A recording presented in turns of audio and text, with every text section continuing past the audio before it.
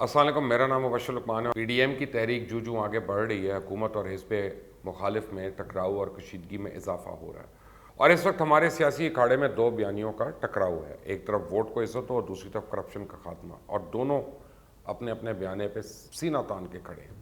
انصاف کی فراہمی اور کرپشن کے خاتمے کا نعرہ تو عمران خان کی سیاست کی بنیاد ہے، اور اس نعرے نے انہیں ایک ایسے امتحان میں بھی ڈال دیا ہے جس میں سرخرو ہو کر ہی وہ اپنی کامیابی پر ایک مہر لگا سکتے ہیں۔ کسی کو بھی وزیر اعظم عمران خان کی نیت پر تو شک نہیں ہے، وہ یقیناً عوام کے لیے بہت کچھ کرنا چاہتے ہیں، لیکن ان کے راستے میں دیدہ اور نادیدہ طاقتوں نے ایسے روڑے اٹکا رکھے ہیں کہ وہ تیزی سے آگے بڑھنا بھی چاہیں تو مشکل ہے۔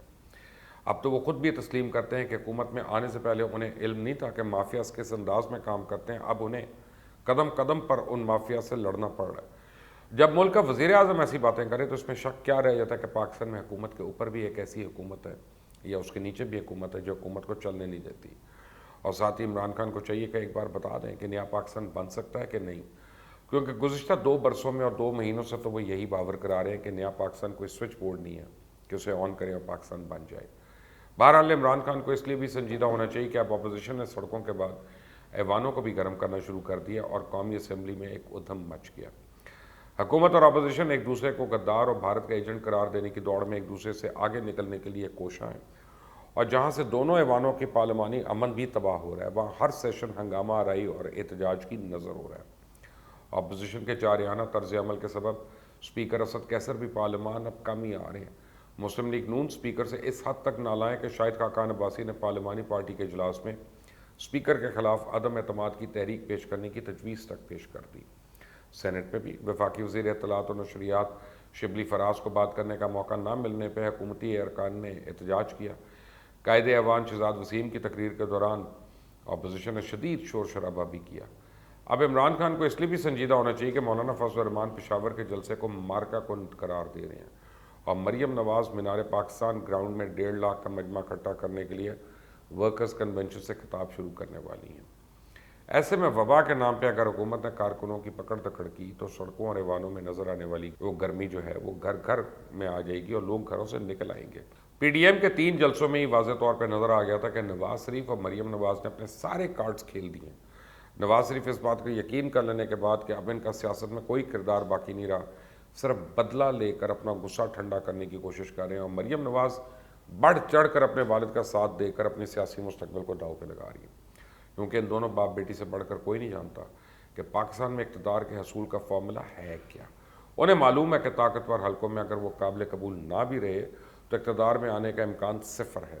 نواز شریف نے تو الطاف حسین کے نقش قدم پہ چلتے ہوئے اپنی سیاست اور ملک واپسی کے تمام راستے ختم کر لیے ہیں۔ مریم اس راستے پہ کیوں چل رہی ہیں؟ عقل سے باہر ہے بات۔ مولانا فضل الرحمان کا اعتماد ان کے کارکنوں کی بنا پہ، وہ سمجھتے ہیں کہ ان کے چند ہزار طلباء ان کی طاقت ہے، ان کے بل بوتے پہ وہ ریاست کو للکار سکتے ہیں، بلیک میل کر سکتے ہیں، مرضی کے نتائج حاصل کر سکتے ہیں۔ مولانا پیغام دینا چاہتے ہیں کہ مجھے اگر کھیل کا حصہ نہ بنایا تو میں آپ کے گلے کی ہڈی بنا رہوں گا، لیکن ان کو یہ بتانا پڑے گا کہ اگر اگلے انتخابات میں بھی انہیں پارلیمنٹ میں نشست نہ ملی تو سڑکوں پہ رہنے سے انہیں کیا ملے گا۔ شہباز شریف کی حکمت عملی البتہ بہتر ہے۔ ضمانت کی درخواست واپس لے کر جیل جانے کا بروقت اور شاندار فیصلہ انتہائی موزوں تھا، اس کے بارے میں سوچ کر وہ دن رات ہنستے ہوں گے، مسکراتے ہوں گے۔ اب سیاسی لڑائی جس مقام پہ آ چکی ہے وہاں اپوزیشن کا باہمی اتحاد بھی ان کے لیے اہم ہے۔ سوال تو ہے کہ اب حکومت کیا کرے گی؟ اتحاد نہ ٹوٹا تو کریک ڈاؤن کیا جا سکتا ہے، یا پھر اکثر اپوزیشن رہنماؤں کو بھی عدالتوں سے نااہل کرایا جا سکتا ہے۔ یہ بہرحال آسان بات نہیں ہے، کیونکہ سپریم کورٹ نے وزیر اعظم کی بات مان کر جیسے ہی حکم دیا کہ کرپشن کے مقدمات کی روزانہ سماعت کی جائے تو شور اٹھا کہ حکومتی کرپشن کے تمام معاملات اور P T I foreign funding case, Faisal Vawda کی نااہلی، ڈپٹی اسپیکر سوری سمیت انتخابی دھاندلی کے معاملات پہ بھی فوری سماعت ہو۔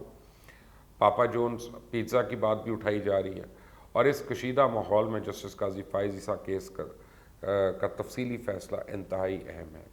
دوسری جانب پی ڈی ایم کی حکمت عملی میں موجودہ پہلی کمزوری یہ ہے کہ اس میں شامل سیاسی جماعتوں کے موقف میں ہم آہنگی کا شدید فقدان ہے، جو قائدین کی تقریروں میں بھی واضح ہے۔ نواز شریف اور مریم اپنے کیسز کے خاتمے کی جدوجہد کر رہے ہیں، فضل الرحمان محض اسمبلی میں موجود نہ ہونے کا غصہ نکال رہے ہیں، جبکہ بلاول صرف حکومت کی خراب کارکردگی پہ گفتگو کرتے نظر آتے ہیں اور ہمیشہ ایک تقریر کرتے ہیں۔ جو کسی بھی دور میں کسی بھی حکومت کے خلاف کی جائے تو اس سے کوئی فرق نہیں پڑے گا۔ سوال یہ پیدا ہوتا ہے کہ آپ پیپلز پارٹی دانستہ طور پہ پی ڈی ایم کے جلسوں کو زیادہ طاقتور نہیں بنانا چاہتی؟ کیا پیپلز پارٹی کھیل کا حصہ بنا رہنا چاہتی، یعنی حکومت کا کھیل بگاڑنا نہیں چاہتی؟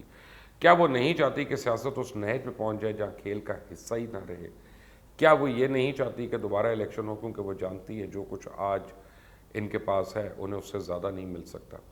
پی ڈی ایم کی حکمت عملی میں دوسری کمزوری یہ ہے کہ اس کا ایجنڈا غیر واضح ہے۔ پی ڈی ایم میں شامل سیاسی جماعتیں کسی ایک ایجنڈے پہ متفق نہیں۔ مثلاً نون لیگ ووٹ کو عزت دو کا نعرہ لگا کے میدان میں، پیپلز پارٹی کا یہ مسئلہ نہیں۔ یہ سمجھنا مشکل ہے کہ پیپلز پارٹی اس اتحاد میں ہے کیوں، حالانکہ پیپلز پارٹی کے ساتھ تو پنجاب میں دھاندلی ہوئی ہے اور نہ کسی صوبے میں ان کا مینڈیٹ چوری ہوا ہے۔ وہ عمران خان کو گھر بھی نہیں بھیجنا چاہتے، وہ دوبارہ الیکشن بھی نہیں چاہتے، پھر وہ چاہتے کیا ہیں؟ ان کا ایجنڈا کلیئر ہے کہ موجودہ حالات میں وہ صرف اپوزیشن دیکھنا چاہتے ہیں، تاکہ جب اپوزیشن کی باقی جماعتیں احتجاج کر رہی ہوں تو پیپلز پارٹی غیر فعال نہ ہو۔ مولانا فضل الرحمان البتہ کسی بھی طرح نئے سیٹ اپ کی تلاش میں ہیں جس میں ان کی گنجائش نکلنے کا اب امکان موجود رہے، چاہے وہ کوئی سیٹ اپ ہو، اس سے زیادہ کچھ نہیں چاہتے۔ مگر ان سب کے باوجود حکومت کو یہ سوچنا پڑے گا کہ مہنگائی نے عوام کا جینا دو بھر کر دیا ہے، ہر شے کی قیمت آسمان کو لگی ہوئی ہے۔ کوئی کہتا ہے حکومت میں بیٹھے آٹا چینی مافیا نے عوام کو 4 ارب روپے کا ٹیکہ لگایا، کوئی بتاتا ہے کہ پورے ریجن میں پاکستان کے علاوہ کسی بھی ملک میں مہنگائی اس قدر نہیں ہوئی جس قدر یہاں ہو گئی۔ ایسے میں حکومت مہنگائی پہ قابو نہ پانے کی ذمہ داری بیوروکریسی پہ منتقل کر کے بری زبانی ہو سکتی۔ حکومت کے لیے جوش نہیں، ہوش سے کام لینا وقت کی اہم ترین ضرورت ہے۔ اپوزیشن اور حکومت کے علاوہ تیسری طاقت کے لیے بھی مسائل کم نہیں ہیں، کیونکہ ہمیشہ اقتدار کی بندر بانٹ کرنے والوں کے لیے خطرے کی گھنٹی یہ ہے کہ اسٹیبلشمنٹ کی چھتری کے نیچے ملک کے سب سے بڑے صوبہ پنجاب میں سیاست کرنے والی مسلم لیگ نون کا بیانہ ہی بدل گیا، اور اب مجھے لگتا ہے کہ آنے والے دنوں میں مسلم لیگ نون جو ہے اس کے لیے بہت ہی مشکلات ہیں۔ کیا آپ مجھ سے ایگری کرتے یا نہیں؟ بہرحال اس چینل کو سبسکرائب کریے گا، بیل آئیکن پریس کریں۔ اللہ حافظ۔